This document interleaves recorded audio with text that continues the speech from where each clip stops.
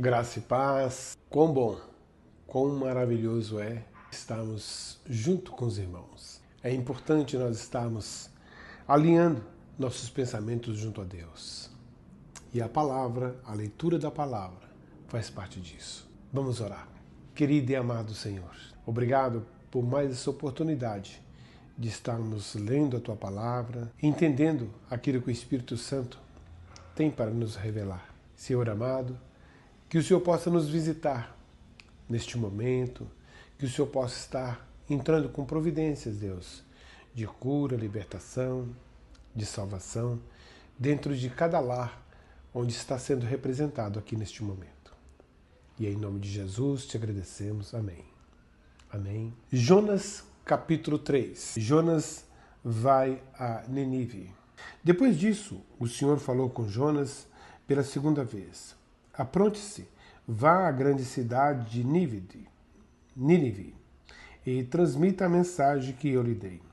Dessa vez, Jonas obedeceu à ordem do Senhor e foi a Nínive, uma cidade tão grande que eram necessários 3 dias para percorrê-la inteira. No dia em que Jonas entrou na cidade, proclamou às multidões: daqui a 40 dias, Nínive será destruída. Os habitantes de Nínive creram em Deus e, desde o mais importante até o mais humilde, declararam um jejum e se vestiram de pano de saco. Quando o rei de Nínive ouviu o que Jonas dizia, desceu do trono, tirou as vestes reais, vestiu-se de pano de saco e sentou-se sobre um monte de cinzas. Então, o rei e seus nobres enviaram este decreto a toda a cidade: ninguém, nem mesmo os animais de seu gado e de seus rebanhos, poderá comer ou beber coisa alguma. Tanto as pessoas como os animais devem se cobrir de pano de saco, e todos devem orar fervorosamente ao Senhor. Devem deixar seus maus caminhos e toda a sua violência. Quem sabe Deus voltará atrás, conterá sua ira ardente e não nos destruirá. Quando Deus viu o que fizeram e como deixaram seus maus caminhos, voltou atrás e não os destruiu como havia ameaçado. 2 Reis, capítulo 8. A mulher de Sunem volta para casa. Eliseu tinha dito à mulher cujo filho ele havia ressuscitado: reúna sua família e mude-se para outro lugar, pois o Senhor proclamou sobre a terra de Israel uma fome que durará 7 anos. A mulher seguiu a instrução do homem de Deus, reuniu sua família e mudou-se para a terra dos filisteus, onde ficou 7 anos. Ao final dos 7 anos, a mulher voltou da terra dos filisteus e foi ao rei para reaver sua casa e suas terras. Quando ela chegou, o rei falava com Geazi, o servo do homem de Deus. O rei havia acabado de dizer: conte-me alguns dos grandes feitos de Eliseu. E Geazi lhe falava sobre a ocasião em que Eliseu havia ressuscitado o menino. Naquele exato momento, a mãe do menino entrou e apresentou-se ao rei sua petição para reaver a casa e as terras. Veja, ó meu senhor, ó rei, exclamou Geazi, esta é a mulher e este é o filho dela, que Eliseu ressuscitou. É verdade? Perguntou o rei à mulher. E ela lhe contou o que havia acontecido. Então o rei ordenou a um dos seus oficiais: providencie que tudo seja devolvido a ela, incluindo o valor das colheitas realizadas durante o tempo em que esteve ausente. Hazael mata Ben-Hadad. Eliseu foi a Damasco, capital da Síria, onde o rei Ben-Hadad estava doente. Quando alguém disse ao rei que o homem de Deus tinha chegado, o rei disse a Hazael: leve um presente para o homem de Deus. Depois peça que ele pergunte ao Senhor se vou me recuperar desta doença. Hazael levou consigo o presente: 40 camelos carregados com os melhores produtos de Damasco.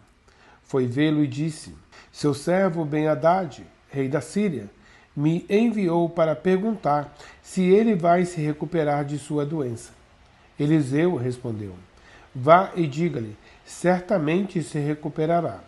Na verdade, porém, o Senhor me mostrou que ele certamente morrerá. Eliseu olhou fixamente para Azael, até deixá-lo constrangido. Então o homem de Deus começou a chorar. Por que o Senhor está chorando? Perguntou Azael. Eliseu respondeu: Sei das coisas terríveis que você fará com os israelitas. Queimará as cidades fortificadas, matará os jovens à espada, esmagará as criancinhas e rasgará o ventre das mulheres grávidas. Azael disse: Como é que alguém tão sem importância como eu poderia fazer coisas tão grandes? Eliseu respondeu: O Senhor me mostrou que você será rei da Síria.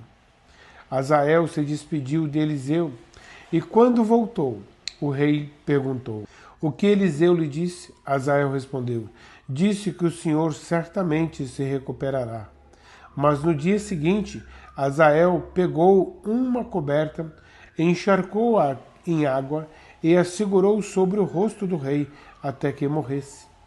E Azael foi seu sucessor na Síria. Jorão reina em Judá. No 5º ano de Jorão, filho de Acabe, rei de Israel, enquanto Josafá ainda reinava em Judá, Jorão, filho de Josafá, começou a reinar em Judá. Jorão tinha 32 anos quando começou a reinar e reinou em Jerusalém por 8 anos. Seguiu o exemplo dos reis de Israel e foi tão perverso quanto a família do rei Acabe, pois se casou com uma das filhas de Acabe. Jorão fez o que era mal aos olhos do Senhor, mas o Senhor não quis destruir Judá, pois havia prometido a seu servo Davi que os descendentes dele continuariam a brilhar como uma lâmpada para sempre.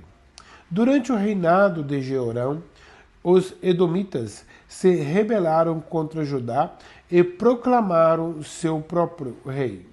Então Jorão saiu com todos os seus carros de guerra para atacar a cidade de Isaías. Os edomitas cercaram o rei e os comandantes de seus carros, mas ele saiu à noite e os atacou. Contudo, o exército de Jorão desertou e voltou para casa. Até hoje, portanto, Edom é independente de Judá. A cidade de Líbina também se rebelou nesta ocasião.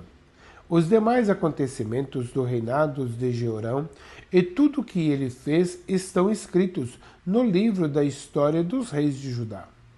Quando Jorão morreu, foi sepultado com seus antepassados na cidade de Davi. Seu filho Acasias foi seu sucessor. Acasias reina em Judá. Acasias, filho de Jorão, começou a reinar em Judá no 12º ano do reinado de Jorão, filho de Acabe, rei de Israel. Acasias tinha 22 anos quando começou a reinar, e reinou em Jerusalém por 1 ano. Sua mãe era Atalia, neta de Onri, rei de Israel. Acasias seguiu o exemplo da família do rei Acabe.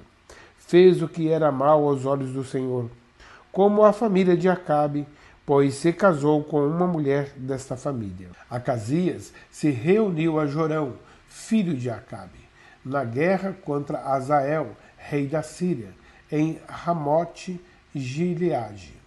Quando os sírios feriram o rei Jorão na batalha, ele voltou a Jezreel para se recuperar dos ferimentos sofridos em Ramote.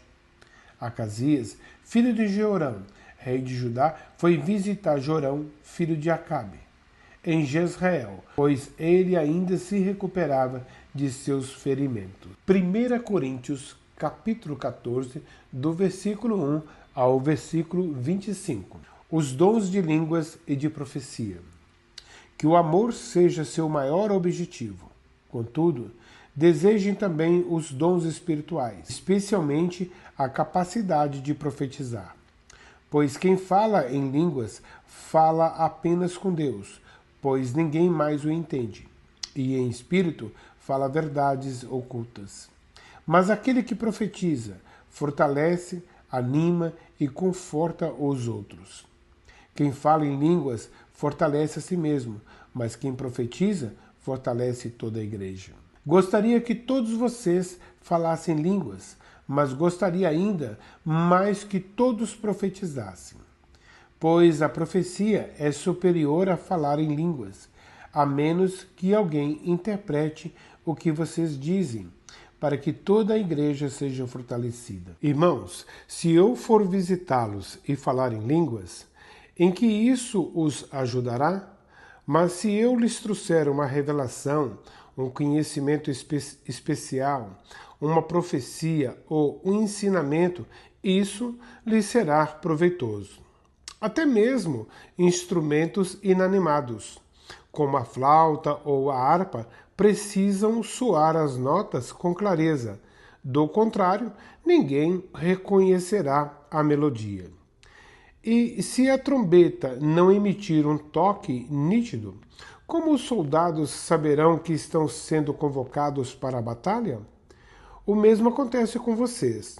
Se usarem palavras incompreensíveis, como alguém saberá que estão dizendo? Será o mesmo que falar ao vento. Há muitos idiomas no mundo, e todos têm sentido.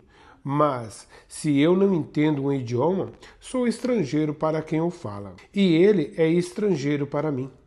O mesmo se aplica a vocês. Uma vez que estão ansiosos para ter os dons espirituais, busque os dons que fortalecerão a igreja toda. Portanto, quem fala em línguas deve orar pedindo também a capacidade de interpretar o que é dito. Pois se oro em línguas, meu espírito ora, mas eu não entendo o que estou dizendo. Então, o que devo fazer? Orarei no espírito e também orarei em palavras que entendo. Cantarei no espírito e também cantarei em palavras que entendo.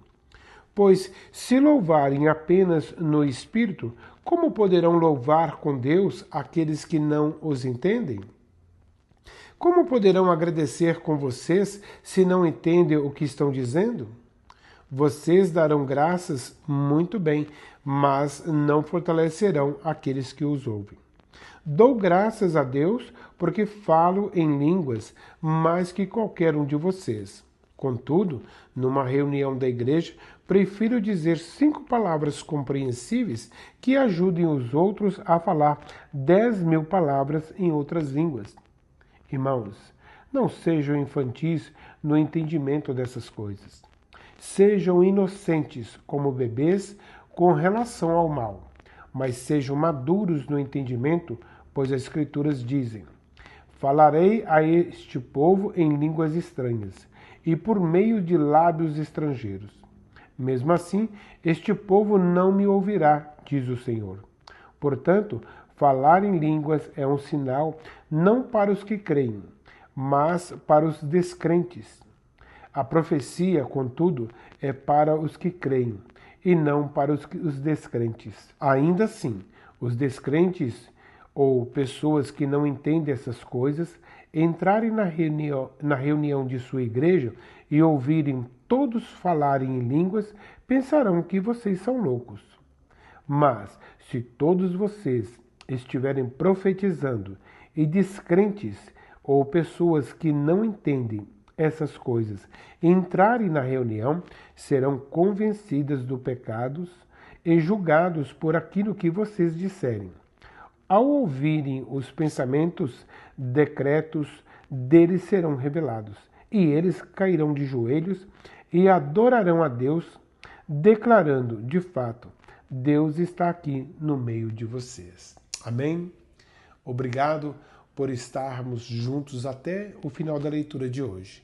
E que Deus continue agindo na minha vida, na sua vida, na nossa vida. Deus os abençoe.